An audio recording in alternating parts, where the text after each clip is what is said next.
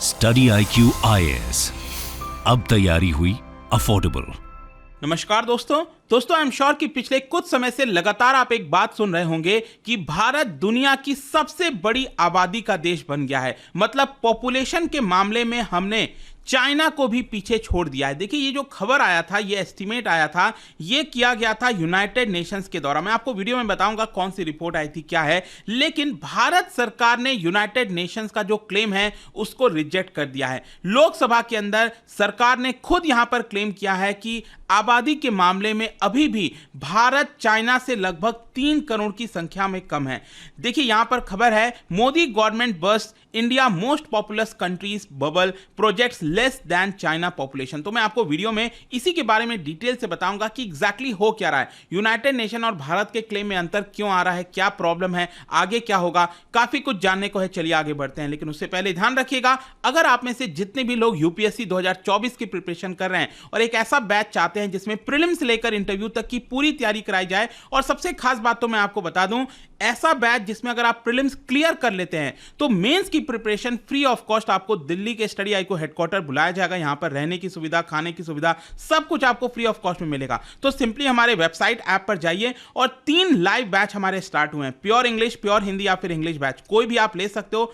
इसमें आपको simply use करना है कोड अंकित लाइव, ताकि आपको मैक्सिमम डिस्काउंट मिलने, मतलब कि ये बैच लेने के बाद आपको कुछ भी और लेने की आवश्यकता नहीं पड़ेगी।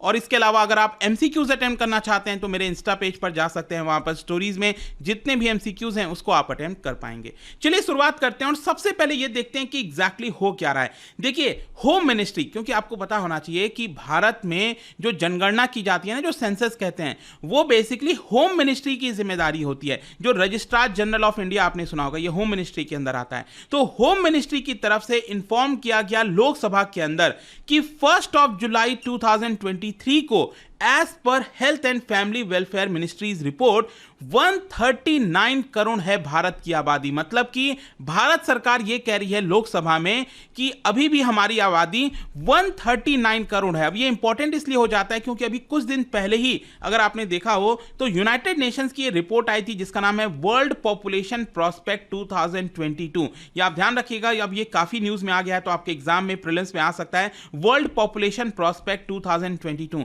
तो ये रिपोर्ट निकाली गई थी यूनाइटेड नेशंस के द्वारा और उन्होंने क्लेम किया था कि 1 जुलाई को भारत की आबादी चाइना से ज्यादा हो जाएगी। और कितना ज्यादा ये आप देख सकते हो, भारत की आबादी हो जाएगी 142.8 करोड़। ये बेसिकली मिलियन में है, इसीलिए लिखा हुआ है 1428 मिलियन है बेसिकली। तो अगर हम इसको करोड़ में कन्वर्ट करें तो इट इज 142.8 करोड़। लेकिन जैसा कि आप देख सकते हो, लोकसभा के अंदर सरकार कह रही है कि नहीं, ये इतना नहीं होगा, इट विल बी 139 करोड़ के आसपास। अब क्वेश्चन ये है कि आखिरकार सरकार ने लोकसभा में ये क्यों कहा। देखो, जब भी लोकसभा होता है, प्रोसीडिंग्स होती है, पार्लियामेंट चलता है, तो कई सारे क्वेश्चंस पूछे जाते हैं सरकार से। तो वैसे ही यहां पर होम मिनिस्ट्री से पूछा गया कि आजकल काफी न्यूज में आ रहा है कि भारत सबसे ज्यादा आबादी वाला देश बन गया है, तो क्या यह बात सच है, ऐसा क्वेश्चन पूछा गया सरकार से। तो इसी को देखते हुए जो जूनियर होम मिनिस्टर हैं नित्यानंद राय, उन्होंने यहां पर रिटन रिप्लाई में कहा है इसके बारे में, और यह कहा कि भारत की आबादी अभी भी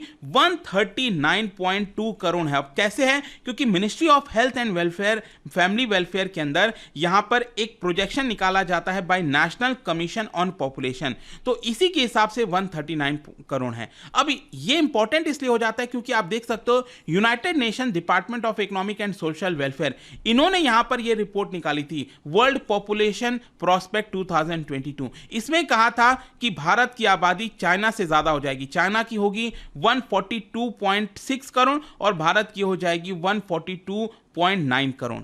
और इसके अलावा यहां पर इस रिपोर्ट में यह भी बोला गया था कि अप्रैल 2023 में भारत और चाइना की आबादी एक हो जाएगी और 1 जुलाई को भारत ओवरटेक कर लेगा। लेकिन इससे आप देख सकते हैं कि हम काफी नीचे, मतलब काफी नहीं, मतलब ठीक ठाक नीचे हैं। 142.9 करोड़ कहां, और भारत सरकार का क्लेम है 139 करोड़ के आसपास।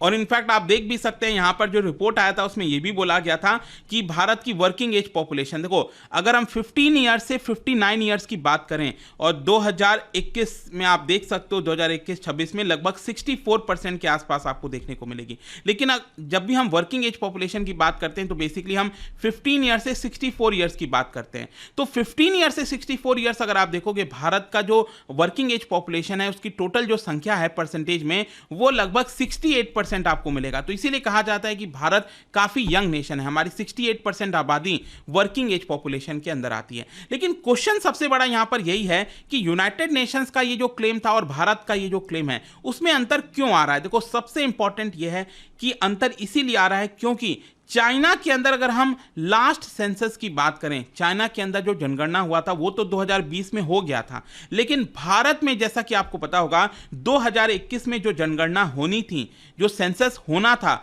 वो नहीं हो पाया था। कोविड इसका मेन रीजन सरकार ने बताया था और इसी की वजह से क्योंकि ये जनगणना नहीं हो पाई है, 2011 की जो जनगणना है ना उसी के आधार बनाते हुए यहां पर अगर आप देखोगे तो यहां पर यही बोला गया है यूनाइटेड नेशंस के द्वारा कि जो अभी तक का पूरा ट्रेंड रहा है फर्टिलिटी का, जो लेवल रहा है फर्टिलिटी का, मोर्टेलिटी एंड इंटरनेशनल माइग्रेशन हो गया, कितने लोग भारत में आ रहे हैं, कितने लोग भारत से जा रहे हैं, फिर इसके अलावा जो एडमिनिस्ट्रेटिव डेटा है, इन पुराने डेटा को कलेक्ट करते हुए, ट्रेंड को देखते हुए यूनाइटेड नेशंस ने ये नंबर निकाला था। और यूनाइटेड नेशन ने पहले ही बोल दिया था अपनी रिपोर्ट में कि हमने ये जो डेटा है वो प्रोजेक्शंस के आधार पर निकाला है, हो सकता है आगे चलकर इसके अंदर बदलाव भी हो। ये जो रिपोर्ट आई थी यूनाइटेड नेशंस की वो अप्रैल 2023 में आई थी और इसी की वजह से आप कह सकते हो क्योंकि भारत में अभी तक जनगणना नहीं हो पाई है, 2021 में जो जनगणना होनी थी इसी की वजह से इसमें आपको अंतर देखने को मिल रहा होगा। अब क्वेश्चन फाइनली ये आपके मन में भी आएगा कि फिर सेंसस होगा कब, क्योंकि 2021 में होना था, कोविड ऑलरेडी खत्म हो चुका है,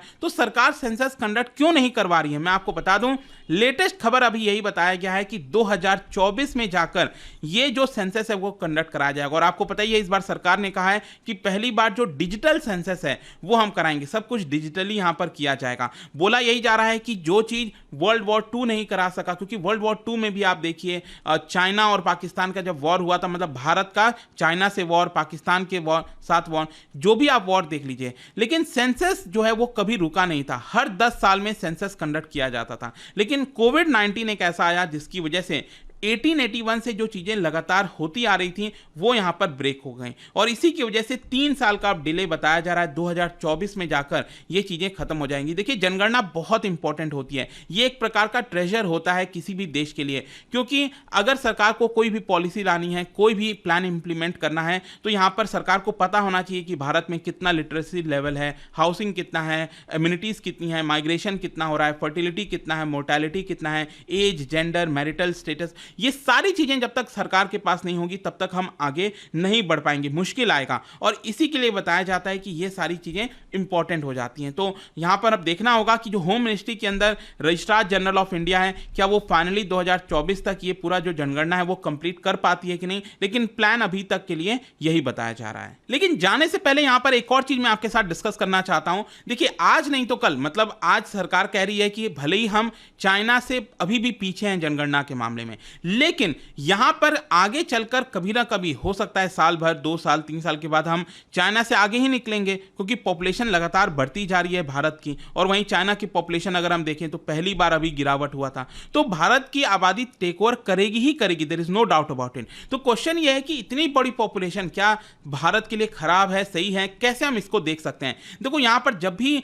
आबादी की बात आती है तो हम डेमोग्राफिक डिविडेंड की बात करते हैं। जैसा कि मैंने आपको पहले ही बोला, भारत का जो यूथ है वो लगभग 68% के आसपास देखने को मिले, मतलब कि वर्किंग एज पॉपुलेशन की हम बात करें तो काफी अच्छा खासा है। तो भारत के पास एडवांटेज है कि हम इसका फायदा उठा सकते हैं, जैसे कि जापान, साउथ कोरिया, ये बाकी के देश बूढ़े होते जा रहे हैं। इनफैक्ट एलॉन मस्क का भी एक बार ट्वीट आया था, उन्होंने ये चीज कहा था कि population collapse due to low birth rate is a much bigger risk to civilisation than global warming. तो कहीं ना कहीं काफी लोगों का ऐसा मानना है, एक्सपर्ट्स का मानना है कि पॉपुलेशन जो कोलैप्स हो रही है दुनिया भर में, ये सबसे बड़ा यहाँ पर डिफरेंस बना सकता है आबादी के टर्म में, पूरे दुनिया के टर्म में। हमें उसके ऊपर ध्यान देना चाहिए। और इस टर्म में बात करें तो भारत के पास बड़ा एडवांटेज है, लेकिन एडवांटेज का क्या हम उसका फायदा उठा पाते हैं कि नहीं, ये इंपॉर्टेंट है। क्या हम अपने यूथ को एजुकेशन, स्किल, ये सारी चीजें प्रोवाइड कर पा रहे हैं कि नहीं, ये इंपॉर्टेंट है। और इसी की वजह से अगर हम ऐसा कर सकते हैं तब तो हम इसका फायदा उठा पाएंगे, अदरवाइज ये जो आबादी है वो एक प्रकार से भारत को पिंच करेगी आगे जाकर।